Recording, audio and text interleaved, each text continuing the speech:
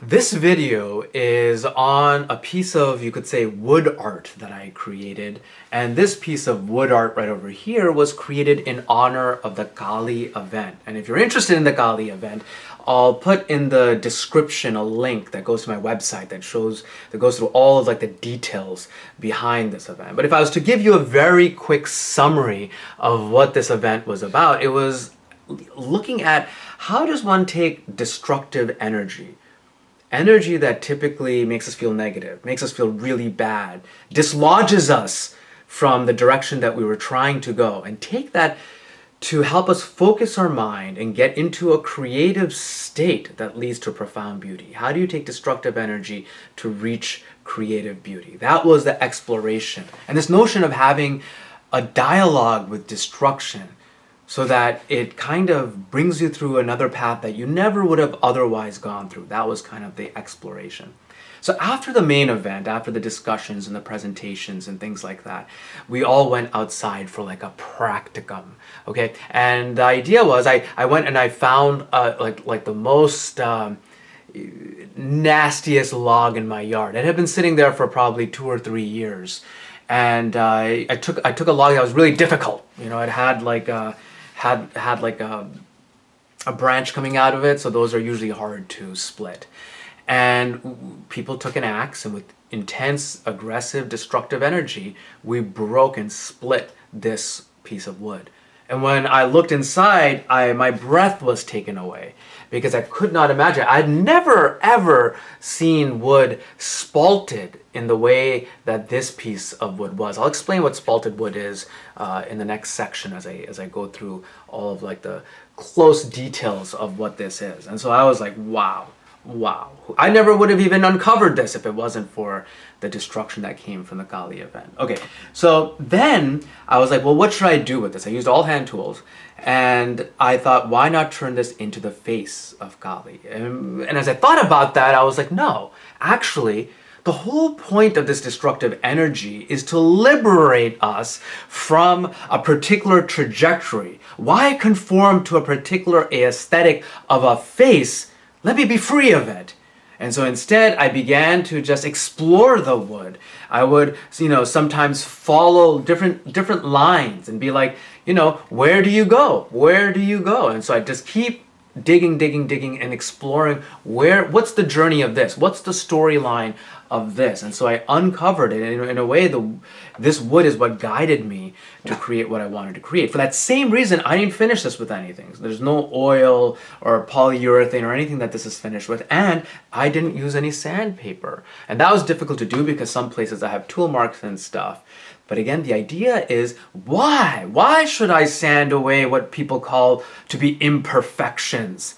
Maybe the tool marks are a record, a history, and as long as I deliberately recognize it and know its existence and make peace with it, it has a place. And so I was really exploring it. Some places are rough because I don't have the sandpaper. But now, if I close my eyes and touch it, I'm going through this beautiful journey, all these different textures and roughnesses. And so all of that destruction has led to something beautiful and freed me from some of the rules that I use for my previous aesthetics. All right. So let me go over this piece over here, and this is just going to be a ramble. And I'm just going to describe what I like in this. The first and most prominent thing that I noticed, and I think maybe many people would, are these gorgeous, gorgeous lines over here. What are these? And these are what they call spalting. And spalting happens when fungus invades the wood. So you may look at a piece of wood with fungus invaded inside it, you'd be like, yucky. But you break it open and you begin to see this beautiful story unfolding. Now the spalting does structurally affect this. So, you may not want to make furniture out of this, but you can make other things of beauty from it. The way it happens as spalting, and I confess I'm not a master of it. At some point, maybe I'll do a literature review and give you a thorough overview. But from my very quick reading of Wikipedia, one of the ideas here that I think many people will agree is how it happens is that you have 2 different species of fungus that are attacking.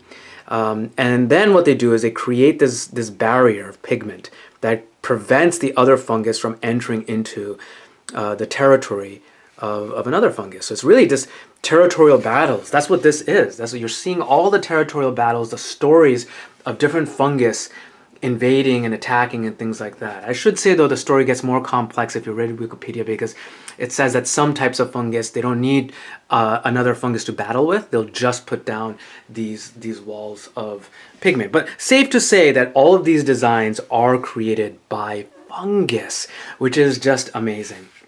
So I'll just share some of the features I like. So here is the starting point, let's just say, and at some point perhaps a branch was coming out, it fell over, it probably drank a good amount of water, which then distributed this rot eventually throughout the body of this. What I love about this piece is that it kind of reminds me of a globe, and also reminds me of an eye, and I love these radial cracks coming out of it. I also love this tea-colored brownness over here, and these like hairline, I don't know if these are the zone lines, this is created by the fungus, but perhaps. And this area here, this looks like white rot, which is also a different type of fungus, and I think it eats the inherent pigment inside the wood. In any case, it just looks beautiful. These two regions contrast with one another. When you bring your fingers through it, this is smooth, and then this becomes quite rough, and so it becomes a tactile journey. A lot of what I've been exploring in some of my sculptural pieces, like the Cuddle Buddy, is exploring things through touch and not vision. And you can kind of get the feeling of that right here. You have these nice organic shapes here where you just kind of want to massage and caress it, and so you get this really nice curvature that you can kind of grab and feel. Maybe these are like the traps, and you can give it like a nice shoulder trap massage if you want, but all those feels are there, and that's part of what I really like about this piece. Then what happens is, if you look at it from the distance, it almost looks like, I sometimes feel like, the trunk of an elephant, and I was at one point trying to go for that. You'll notice this area here, which if I let the light fall on it right, looks like the area in a skull where the eye goes. But what it also reminds me of as I was making it, so I was excavating this area because the wood was a little bit punky, but also because I wanted to explore some of these patterns that were flowing in from here. And so this area here also reminds me, if you go to an ancient riverbed and you see this violence of water that had one time hit down onto the rock, and you see these curvatures here. You can just look at the topography of it.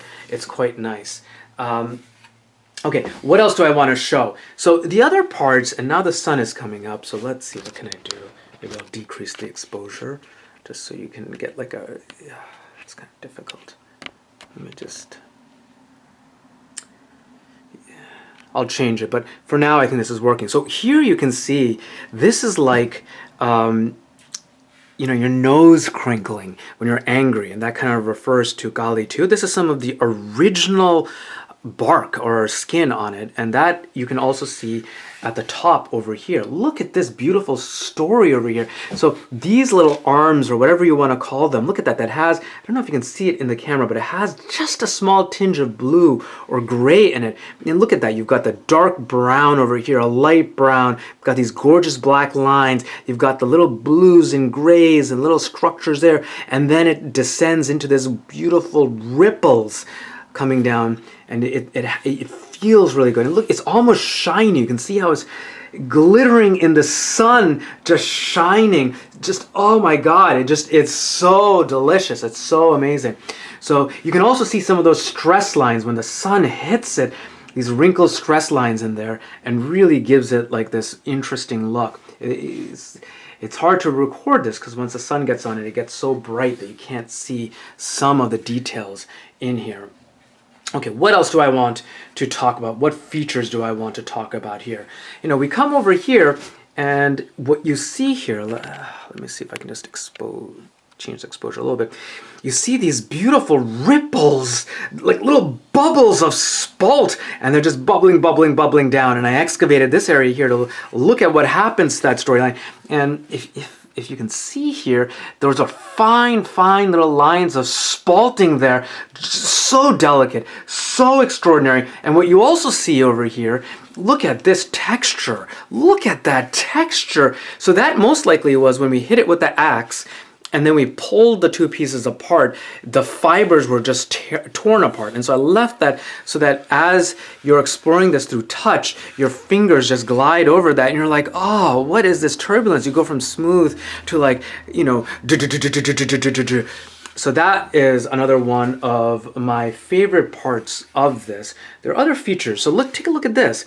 This most likely was created by an insect that was boring into it, and then maybe the rot got in, and so it turned this beautiful, beautiful black color contrasted with the white here. So just beautiful. I think there's another spot over here where there are like little spots, which I don't know, maybe that's created by bugs. And this kind of reminds me of a tongue as well. Like the tongue of Kali right over there. Okay, so if I flip it over, this looks like a cityscape. This looks like, I mean, not a cityscape, I'm sorry, a mountainscape. So this is like, you know, a mountain, and so I was exploring some of those features there. The sun is beautiful, but making it difficult to really, let me just adjust the exposure here a little more just so you can see it. So you see that, see how this beautiful curvature here, this kind of angular piece over here, and then the swirls of this, it's almost like chocolate syrup being swirled in whole milk from a cow. So we've got things like that in here, and excavated space here to just, you can snowboard down this or whatever, right? And what other features do I have? Let me just take one more second and make sure there's not anything I'm missing. There was one island of pigment that I wanted to show everyone that I thought was just so amazing. So take a look at this. That is just, what is going on there? So that's like a little bit of pigment. It's like someone colored it in, and it's surrounded by this wall of pigment and then just uniformly shaded. It's just so amazing. And then take a look at this. This is like, you know, kind of like the inside of your thumb.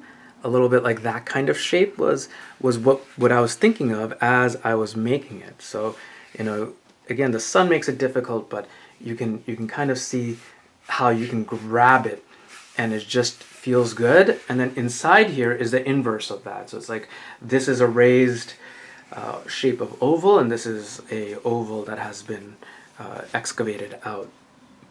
And again, you can just, wow.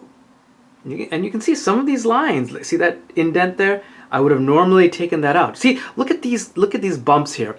Those bumps remind me of cave people just hitting flint to make something. So you can see my tool marks, and I think for this piece that's actually really good because you see that percussive pounding of chisel on wood, and that's part of the storyline. Let me just do one more look through here and see if there's anything else I want to share with all of you. But I think those are the key features. And the last thing is, so then this area here I excavated because I was trying to follow this. So originally it was just brown and then it was white, and I was like, where does this go? So I kept digging and digging and digging, and whoosh, it went down into this area here.